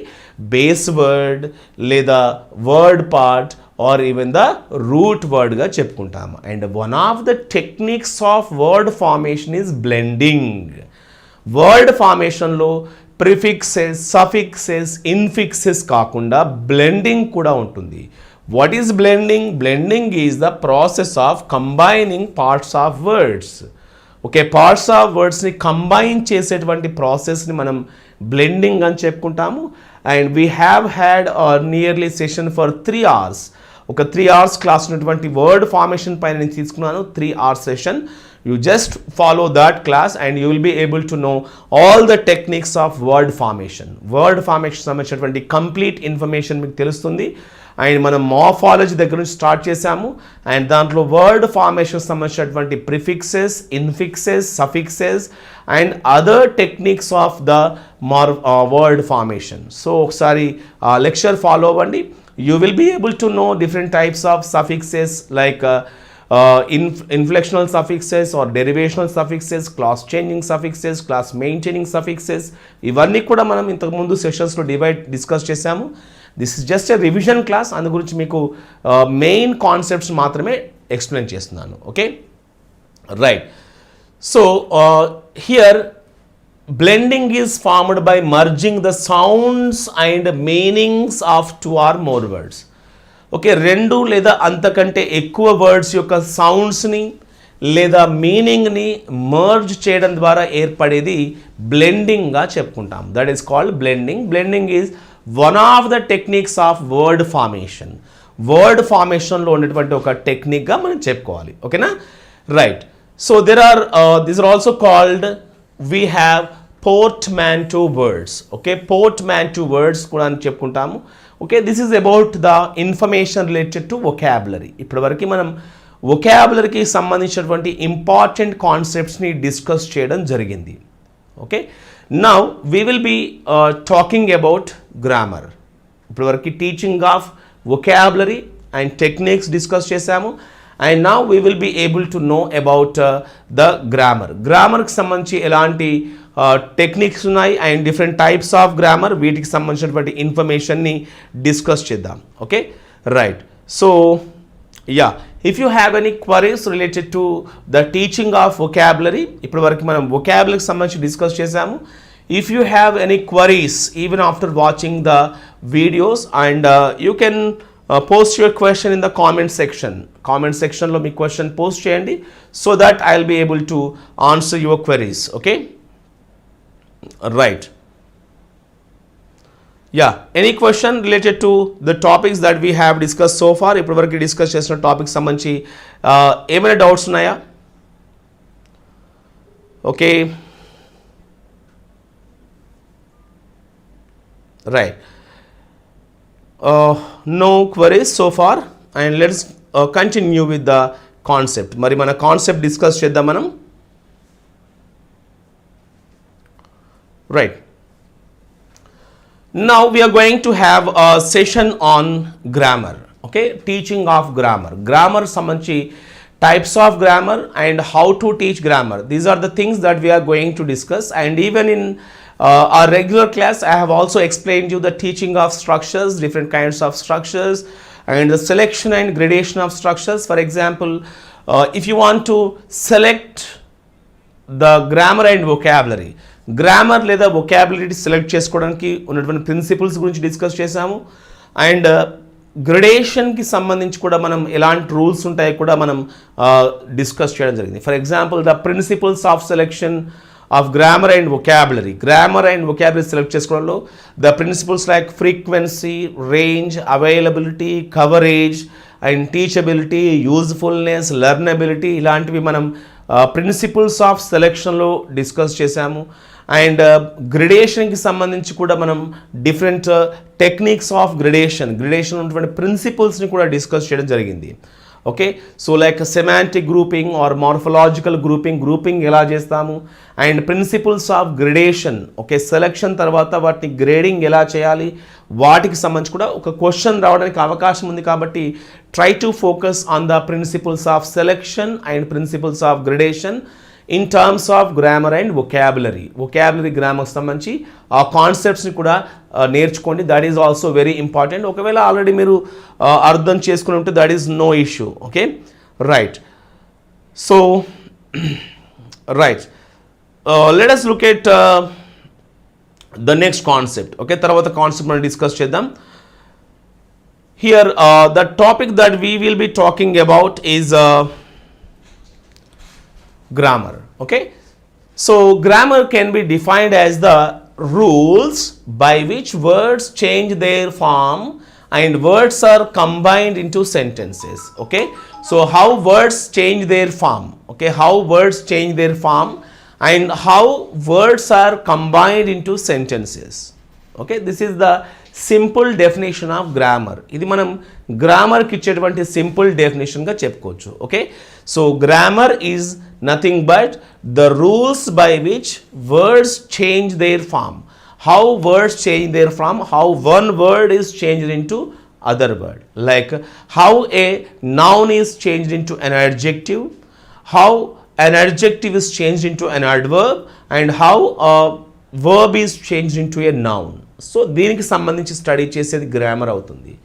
And even how words are combined into sentences. Okay, వర్డ్స్ని సెంటెన్సెస్గా ఎలా combine చేయాలో కూడా చెప్పేది మనకి grammar అవుతుంది. So this is the simple definition that we can give to grammar. So simply remember, grammar is nothing but the rules by which words change their form and the study of the forming words into sentences. Okay, and according to the dictionary definition of a grammar is the rules in a language for changing the form of words and combining the words into sentences. Simple thing andi grammar ni, the study of the rules.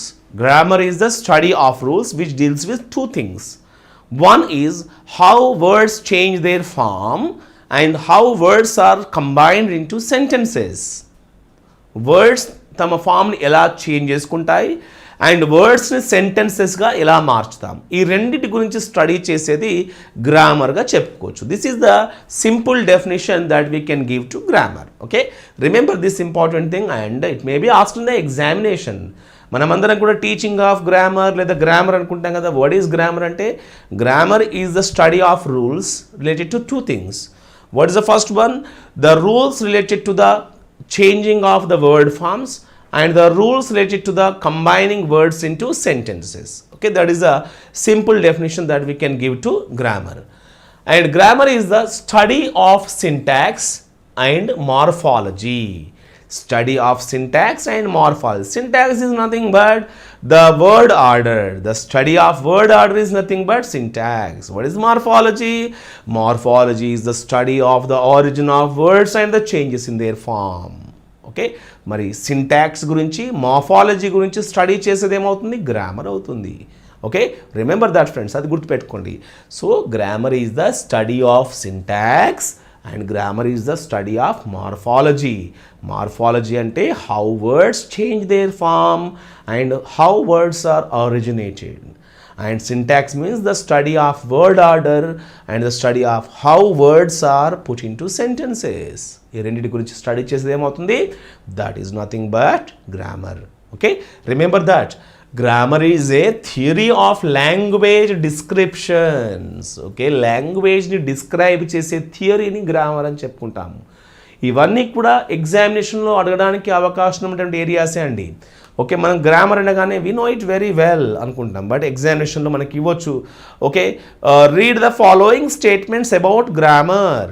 A B C D ఇస్తాడు and కింద ఆప్షన్స్లో choose the correct statements. Only A and B is correct, only B and C is correct, only C and D are correct, all are correct. ఇట్లాంటి questions మనం ఫ్రీక్వెంట్గా చూస్తుంటాం కాబట్టి మనం గ్రామర్కి సంబంధించినటువంటి ఆల్ పాసిబుల్ డెఫినేషన్స్, ఒక డెఫినేషన్ కాదు, ఆల్ పాసిబుల్ డెఫినేషన్స్ని మనం నేర్చుకోవాల్సి ఉంటుంది. ఓకే, సో రిమెంబర్ దాట్ ఎగ్జామినేషన్లో ఇవ్వచ్చండి. For example, first read the following statements. First statement, grammar is study of how words change their form. Statement A. Statement B, grammar is a study of how words are formed into sentences. Third one, grammar is a study of syntax and morphology. Fourth one, grammar is the description of the language. 4 statements ichi choose the correct statements. Only A and B is correct, only A and C is correct, only B and D is correct, all are correct. ఇస్తాడు questions, ఇలాంటి possibility ఉంది examination రావడానికి, and we can choose the answer. All of them are correct. All the 4 statements are correct from the 4 statements that I have given so far. Okay, and grammar is based on the written form of language.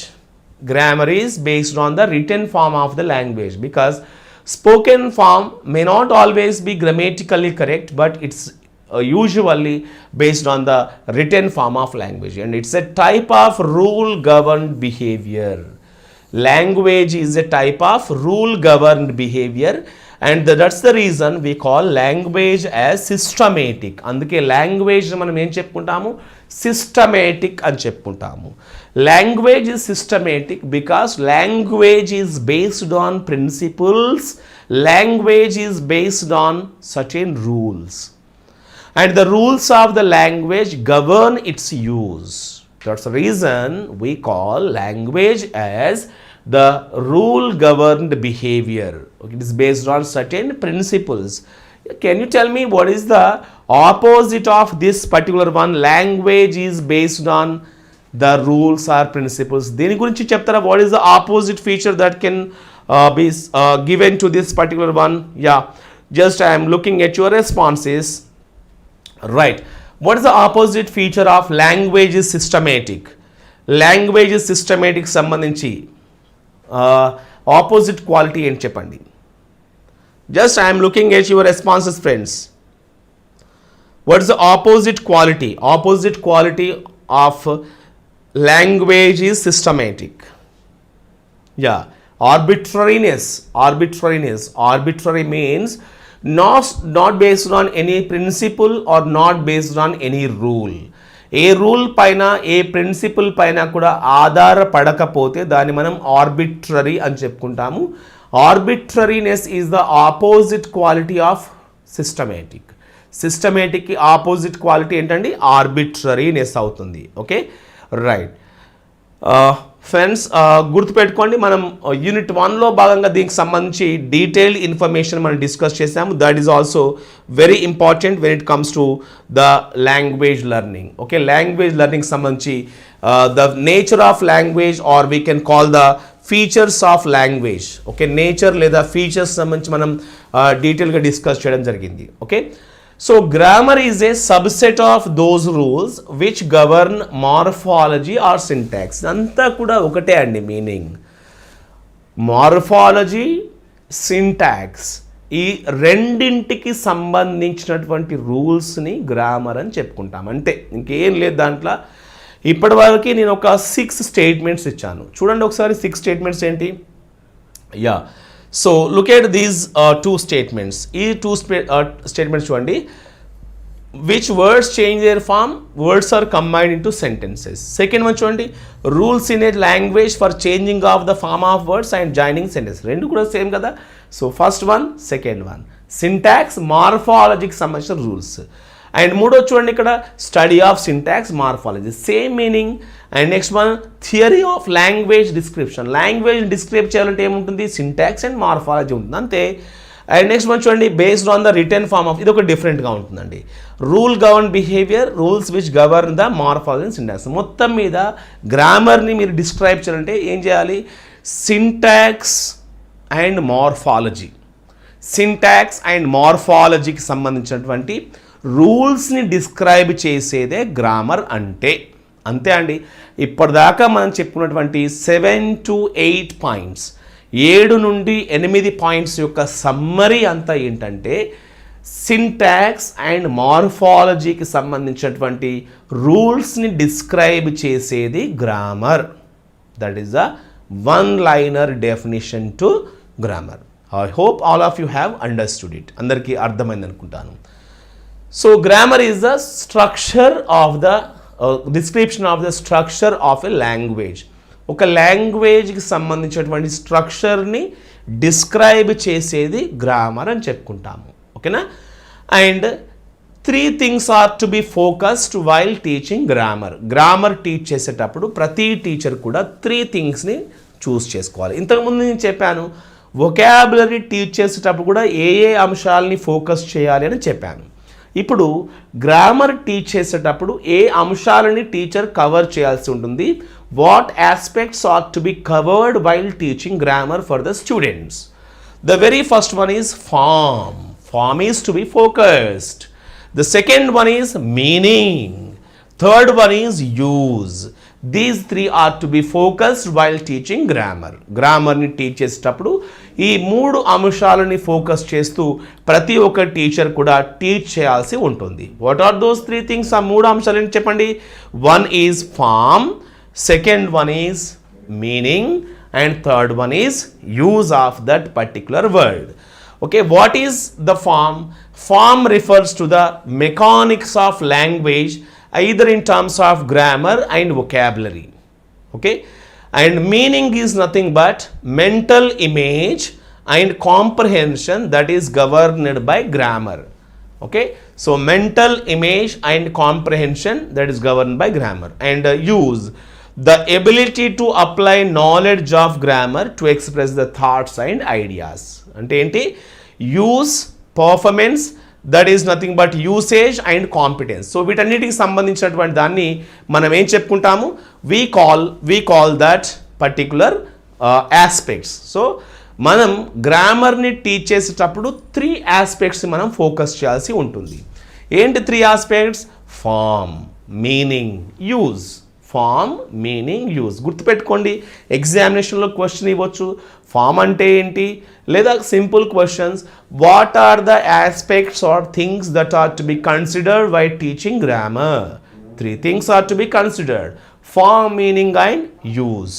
Okay, so ఇక్కడ use అంటే performance, usage అంటే competence అండి. Okay, మనం చాలాసార్లు మనం రెండింటిని కూడా ఒకే రకమైన మీనింగ్తో వాడుతుంటాం, యూజ్ అండ్ యూసేజ్ని. ఒక వర్డ్ని రియల్ లైఫ్లో యూజ్ చేయగలగడం అదేమవుద్ది? పర్ఫార్మెన్స్ అవుతుంది, పర్ఫార్మెన్స్ అంటాము. యూసేజ్ అంటే that ability to know the word in appropriate context. సరైన కాంటెక్స్ట్లో యూజ్ చేయగలం, యూసేజ్ అవుతుందండి. Use is different, usage is different. Usage is nothing but the ability to know where to use a particular word. ఒక వర్డ్ని ఒక కాంటెక్స్ట్లో ఎలా use చేయాలో తెలుసుకోవడం usage అయితే, ఆ వర్డ్ని రీడింగ్లో లేదా స్పీకింగ్ అండ్ రైటింగ్లో లేదా లిస్నింగ్లో, ఎస్పెషల్లీ రైటింగ్ అండ్ స్పీకింగ్లో ఎలా యూజ్ చేయాలో తెలవడం యూజ్ అవుతుంది. సో ఇది 2 రకాలుగా ఉంటుంది. This is about the 3 aspects that need to be covered while teaching grammar. గ్రామర్ని టీచ్ చేసేటప్పుడు ప్రతి టీచర్ కూడా ఫోకస్ చేయాల్సినటువంటి అంశాలుగా వీటిని గుర్తుపెట్టుకోవాలి. So how many things are to be covered while teaching grammar? Grammar teach చేసేటప్పుడు ఎన్ని అంశాలు కవర్ చేయాలండి? Form, second one meaning, and third one use.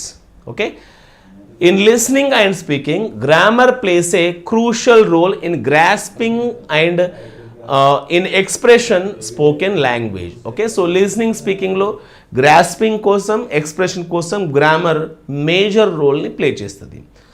And in reading, grammar enables learners to comprehend interrelationship of sentences in a paragraph or in passages or in text.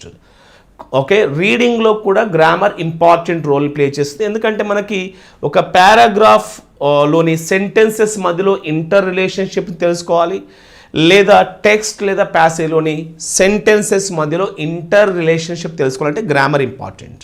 Okay, so లిస్నింగ్లో comprehension కొరకు పనిచేస్తుంది, and స్పీకింగ్లో expression of a spoken language expression చేయడానికి, రీడింగ్లో interrelationship తెలుసుకోవడానికి, and రైటింగ్లో to put ideas in intelligible sentences అర్థవంతంగా రాయడం కొరకు సెంటెన్సెస్ని గ్రామర్ యూజ్ అవుతుంది. So grammar is essential for listening, speaking, reading and writing. 4 స్కిల్స్లో కూడా గ్రామర్ అనేది ఎసెన్షియల్. ఎందుకు అనేది మనం ఇప్పుడు ఇక్కడ LSRWలో లిస్నింగ్, స్పీకింగ్, రీడింగ్ అండ్ రైటింగ్లో గ్రామర్ యొక్క సిగ్నిఫికెన్స్, గ్రామర్ యొక్క యూసేజ్ని గురించి మనం చెప్పుకోవడం జరిగింది. And in vocabulary also grammar plays a vital role. Okay, vocabulary నేర్చుకోవడంలో కూడా గ్రామర్ ఇంపార్టెంట్ రోల్ ప్లే చేస్తుంది. In vocabulary grammar provides a pathway to learners how some lexical interns should be combined into good sentence so that meaningful and communicative statements can be formed. ఒక వర్డ్స్ని మీనింగ్ఫుల్గా ఎలా express చేయాలో చెప్పడానికి కూడా వొకాబులరీలో grammar చాలా use అవుతుంది. And this is about the role of grammar in listening, speaking, reading, writing and in vocabulary. In all the things grammar is crucial. Grammar is crucial. So this is about the point we need to understand about the concept of grammar. ఇది గ్రామర్కి సంబంధించి మనం తెలుసుకోవాల్సినటువంటి important పాయింట్స్గా గుర్తుపెట్టుకోండి. Okay, and now friends let us talk about different types of grammar. Okay, గ్రామర్కి సంబంధించి different types of grammar ఏదైతే ఉందో just as it is given in the books. Okay, మనకి బుక్స్లో ఇవ్వబడినటువంటి డిఫరెంట్ టైప్స్ ఆఫ్ గ్రామర్ని గురించి మనం ఇప్పుడు డిస్కస్ చేద్దాం. The very important type of grammar that we all need to know is descriptive grammar. Descriptive grammar is nothing but the rules of the language objectively. A grammar that describes the rules of the language objectively is known as descriptive grammar. Describes, సింపుల్గా మీకు అర్థమై ఉంటుంది. Descriptive grammar, it describes the rules, it describes the standard variety. గ్రామర్లో ఉన్నటువంటి ప్రామాణికమైనటువంటి వెరైటీని describe చేసేది descriptive గ్రామర్గా చెప్పుకుంటాము. This is one type of grammar. ఇది గ్రామర్లో ఒక టైప్గా చెప్పుకోవచ్చు. And the second important type of grammar is nothing but the prescriptive grammar. Prescriptive grammar is another type of grammar. So it is evaluative or guiding user. It is evaluative in nature and it guides the user to know the correct or incorrect use of grammar. Grammar ni correct and incorrect ga ela use cheyalo cheppedi prescriptive antam. Prescriptive, you know how a doctor gives the prescription. Okay, ఎలా use చేయాలి, prescription ఇస్తాడు కదా, ఎంతవరకు use చేయాలి, ఎలా use చేయాలి, ఒక doctor ఇస్తాడు మెడిసిన్ ప్రిస్క్రిప్షన్. ఇది కూడా అంతే. Which is correct, which is wrong, దాని గురించి చెప్పేది ప్రిస్క్రిప్టివ్ గ్రామర్ అవుతుంది. And it focuses on the phenomena that are divided for usage in standard English or the features that occur chiefly in non-standard usage. Okay, standard లాంగ్వేజ్లో ఎలాంటి rules ఉంటాయి, ఎలాంటి language use చేయాలా, non standard లాంగ్వేజ్లో ఎలాంటి language use చేయాలి, describe చేసేది prescriptive. As the types of the topic, varieties of language are types of language, I have explained you the standard and non standard English. ఒకసారి ఆ video చూడండి, you will be able to know about this prescriptive grammar. And pedagogical grammar is inherently prescriptive. Pedagogical grammar, the grammar which is taught by the teachers in the classroom, is nothing but prescriptive. Okay, so these are the two types of major grammars. One is the descriptive grammar and the second one is the prescriptive grammar. Prescriptive grammar prescribes which is correct grammar, which is incorrect grammar, which kind of grammar is used in standard and non-standard language. And then descriptive grammarians examine the rules or patterns that underlie use of words, use of phrases, use of clauses and use of sentences. So words ni, phrases ni, clauses ni, sentences ni ఎలా use చేయాలో descriptive grammarians మనకి describe చేస్తారు. ఎలా use చేయాలో describe చేస్తారు. And prescriptive grammarians try to enforce rules about what they believe to be correct usages of language. Okay, so these are the first 2 types of grammar, prescriptive as well as descriptive. గుర్తుపెట్టుకోండి, ఎగ్జామినేషన్లో మనకి దీనిపైన questions రావడానికి అవకాశం ఉంది. And ఈ types of గ్రామర్కి సంబంధించి మనం రెగ్యులర్ క్లాసెస్లో విత్ ఎగ్జాంపుల్స్ డిస్కస్ చేసుకున్నాం. ఇక్కడ ఇది క్విక్ రివిజన్ కాబట్టి I'm only giving you the gist or the main points. Okay, and the next type of grammar is nothing but the comparative grammar. Comparative grammar is another type of grammar. Comparative grammar deals with the analysis or comparison of the grammatical structures of related languages. ఒక లాంగ్వేజ్కి దానికి రిలేటెడ్గా ఉండే మరొక లాంగ్వేజ్కి మధ్యలో comparative study కనుక మీరు చేసినట్లయితే that is called the comparative grammar. ఒక లాంగ్వేజ్కి దానికి రిలేటెడ్గా ఉండే మరొక లాంగ్వేజ్కి ఉండేటువంటి గ్రామర్ని మీరు కంపేర్ చేసినప్పుడు that is called the comparative grammar. Comparative grammar అని చెప్పుకుంటాము. It's a faculty of language that provides an explanatory basis for how human beings can acquire a first language. Okay, so this is about the concept of the comparative grammar. Comparative grammar సంబంధించిన information. And another major type of grammar is called pedagogical grammar. Okay, what is the other type of grammar? Which is called the pedagogical grammar. Pedagogical grammar is another type of grammar. What do you mean by the pedagogical grammar? So, it is a grammatical analysis and instruction designed for second language students. Okay, classroom lo second language learner ki teachers కనుక గ్రామర్స్ని analysis చేయడాన్ని లేదా గ్రామర్ని teach చేయడాన్ని మనం pedagogical గ్రామర్గా చెప్పుకుంటుంటాము. So this is called the pedagogical grammar. ఇది గ్రామేటికల్ అండర్స్టాండింగ్ని చేసుకోవడానికి ఉపయోగపడుతుంది. నాన్ నేటివ్ స్పీకర్స్కి అసలు ఫ్లూయెన్సీ అచీవ్ చేయడానికి యూజ్ అయ్యేది pedagogical grammar. Non native speakers like Indians. Okay, so it helps us in understanding the way native speakers actually use language. Okay, so this is called the grammar called the pedagogical grammar. ఇప్పుడు వరకు descriptive, prescriptive, comparative and also pedagogical grammar చూసాము. These are the first 4 types of grammar, and another type of grammar is called generative grammar. Another type of grammar is generative grammar. What is generative grammar? Generative grammar is nothing but a theory of competence. It's a model of psychological system of unconscious knowledge that underlies a speaker's ability to produce and interpret utterances in a language. Okay, generation, okay, producing or uttering or articulating. లాంగ్వేజ్ని generate చేసేటప్పుడు ఒక మనం అన్కాన్షియస్గా use చేసేటువంటి ఒక psychological systems లేదా రూల్స్ని మనం generative గ్రామర్గా చెప్పుకుంటాము. Okay, this is an other type of grammar. And then we have the mental grammar. What is the other type of grammar? Mental grammar is another type of grammar and it's the generative grammar stored in the brain. The generative grammar which is stored in the speaker or stored in the learner is called a mental grammar, and this mental grammar allows the speaker to use or produce language. Okay, learner లేదా ఒక speaker లాంగ్వేజ్ని produce చేయడానికి తన మైండ్లో బ్రెయిన్లో store అయినటువంటి గ్రామర్ని mental గ్రామర్గా మనం చెప్పుకోవడం జరుగుతుంది. And the next one is the performance grammar. What is the other type of grammar? Performance grammar is another type of grammar, and it is a description of the syntax of English as it is actually used by the speakers in dialogues. Okay, so this is another types of grammar. Performance grammar, name itself indicates you performance grammar పేరులోనే మనకి కనిపిస్తూ ఉంటుంది.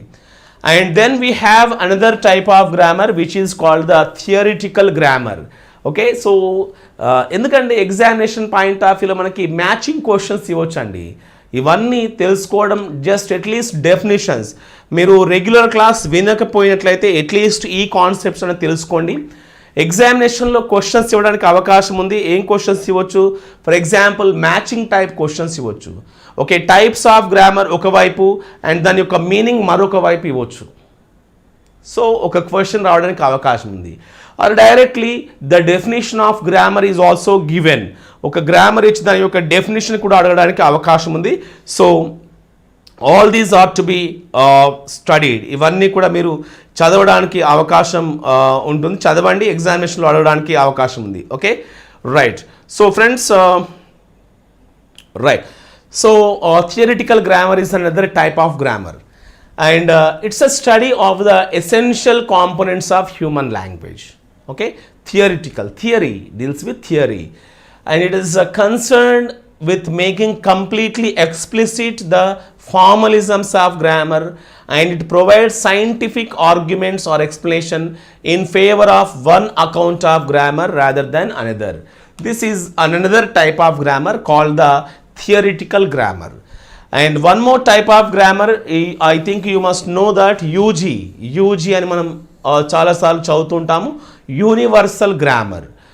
Universal grammar is a system of categories, operations or principles shared by all human languages and considered to be innate, just as suggested by Chomsky. It's a theory of the human faculty for language. Okay, universal grammar, which is innate to every human being and which is a common thing in all the languages of the human beings. Okay, and then these are the different types of grammars. ఇవి ఇప్పటివరకు మనం గ్రామర్లో ఉన్నటువంటి different types సంబంధించినటువంటి information. So మళ్ళీ ఒకసారి మనకి detailed videos ఏవైతే ఉన్నాయో వాటిని ఒకసారి చూడండి. అండ్ ఏం చెప్పుకున్నాము? Descriptive grammar first one, prescriptive grammar, and then we have the comparative grammar, pedagogical grammar, generative grammar, mental grammar, performance grammar, theoretical grammar, universal grammar. These are the different types of grammar that we need to understand. Definitions are very important, friends. Okay, definitions important. ఇక్కడ ఏవైతే key points present చేశానో ఈ key పాయింట్స్ని మీరు గుర్తుపెట్టుకోండి. There is a possibility of asking the questions in the examination. Okay, and then there are two approaches to teach grammar. మరి grammar teach చేయడానికి రెండు అప్రోచెస్ ఉంటాయి. One is called the deductive approach and the second one is called the inductive approach. Deductive approach and inductive approach are the two approaches to teach grammar. Okay, let us discuss these two things. Okay, ఈ రెండు methods లేదా అప్రోచెస్ని use చేస్తూ grammar ఎలా teach చేయబడుతుందో మనం ఒకసారి డీటెయిల్గా discuss చేద్దాం. అండ్ మనకి దీనిపైన కూడా క్వశ్చన్ అడగడానికి అవకాశం ఉంది. So deductive approach is nothing but which gives information and rules first. ఏదైతే ఏ అప్రోచ్లో అయితే మనం ఫస్ట్ ఇన్ఫర్మేషన్ని, రూల్స్ని ప్రజెంట్ చేసి and then we present the examples related to that rules. ఆ రూల్స్ సంబంధించిన ఎగ్జాంపుల్స్ని ప్రజెంట్ చేస్తాము. So it proceeds from rules to examples. Rules to examples. Rules are presented first and then examples are given. That kind of approach is known as the deductive approach to grammar. Okay, so rules are primary, examples are secondary. It proceeds from unknown to known. Unknown things are rules and the known things are examples. And here deductive approach is a teacher centered classroom. Teacher presents and students merely receive the information. Okay, information receive చేసుకుంటారు. So deductive approach is a teacher centered classroom and teacher is the organizer and teacher is the controller of learning. Teacher is the organizer as well as the controller of learning. He controls and it is suitable for lower level. Deductive approach is suitable for lower level. And friends, remember these 3 points that I have explained you here. Okay, what are those 3 points? 4 points are there. First one, deductive approach proceeds from rules to examples. First point, rules to examples. Second one, it is a teacher centered classroom. Teacher centered classroom avutundi. Teacher is the organizer and controller. And here in this approach, it is suitable for lower level only. Lower level కి మాత్రమే suitable అవుతుంది. And మనం regular class రూమ్లో భాగంగా deductive అప్రోచ్లో learning ఎలా ఉంటుంది, step by step process నేను explain చేశాను ఎగ్జాంపుల్స్తో. You can watch the videos. This is the brief information. And the two roles of the teacher in deductive approach are to present a new grammar item. Teacher oka grammar item ni present chestadu and he prepares the exercises for the students. These are the two roles performed by the teacher in the deductive approach. And the grammar translation method makes use of the deductive approach. Grammar translation method deductive approach lo grammar ni present chestadi. Okay, this is about one method of teaching. This is the traditional method of teaching grammar, we can say. Okay, deductive approach is the traditional method of the teaching grammar. And another method of teaching grammar is inductive approach. Maroka method em cheppanama, inductive approach. Inductive method, according to Professor Noonan describes that inductive approach is a process where learners discover the grammar rules themselves by examining the examples. Okay, teacher presents the examples first. By examining the examples, ఆ examples ని పరిశీలించిన తర్వాత students discover the rules. Okay, ఆ examples ద్వారా రూల్స్ని discover చేసే ప్రాసెస్ని inductive approach అని చెప్తాము. Inductive approach proceeds from examples to rules. Inductive approach proceeds from examples to rules, గుర్తుపెట్టుకోవాలి ఇది. And this inductive approach is a learner centred classroom. Learner centred class రూమ్గా చెప్పుకోవచ్చు. Okay, so Thornbury says that learners discover the rules by working on examples. According to the linguist Thornsbury, inductive approach is an approach where learners discover the rules by observing or by working on examples. Examples ni observe చేయడం ద్వారా rules ని discover చేసేటువంటిది inductive అప్రోచ్గా థార్న్స్బరీ చెప్పారు. So two names associated with the inductive approach is Professor Noonan and Thornsbury. Two names are associated with this approach. Okay, and here teacher is a guide. There teacher is an organizer. Ikkada teacher em cheppanama, organizer. Teacher is a controller. But in inductive approach, teacher is the guide and teacher is the helper. అక్కడ organiser, controller, ఇక్కడ guide and also helper. Inductive approach. And that's the reason we call it a learner centred or child centred. And benefit of this approach is that students focus on use of language without using grammatical terminology. Okay, so grammatical terminology లేకుండా students లాంగ్వేజ్ని use చేసుకొని తెలుసుకుంటారు. అండ్ ఇక్కడ ఫ్లూయెన్సీని grammar rules inhibit చేయవు. Okay, accuracy కంటే fluency important ఇక్కడ. And successful method in English as a second language or English as a foreign language classrooms. India లాంటి ఈఎస్ఎల్ క్లాస్ రూమ్లో అండ్ రష్యా, ఓకే, జపాన్ లాంటి ఈఎఫ్ఎల్ క్లాస్ రూమ్లో మనకి ఈ inductive approach ఒక successful approach to teaching గ్రామర్గా చెప్పుకోవచ్చు. Okay, these are the two methods of teaching grammar. గ్రామర్ని టీచ్ చేయడానికి రెండు అప్రోచెస్గా చెప్పుకుంటాము, deductive approach as well as inductive approach. Deductive and inductive approach. And this is about the concept of two methods of teaching grammar. And unit of grammatical analysis. గ్రామర్ని analysis చేయడానికి unit ఏంటి అంటే sentence అనేది గుర్తుపెట్టుకోవాలా. What is the unit of grammatical analysis? గ్రామర్ని analysis చేయడానికి ఉన్నటువంటి unit ఏది అంటే that is sentence. Sentence is the unit of grammatical analysis. Remember this point. ఈ పాయింట్ గుర్తుపెట్టుకోండి. And syntax deals with how sentences are constructed and a variety of possible arrangements of the elements in a sentences. That is the meaning of the term sentence. ఇది సెంటెన్స్కి సంబంధించినటువంటి important పాయింట్గా గుర్తుపెట్టుకోండి.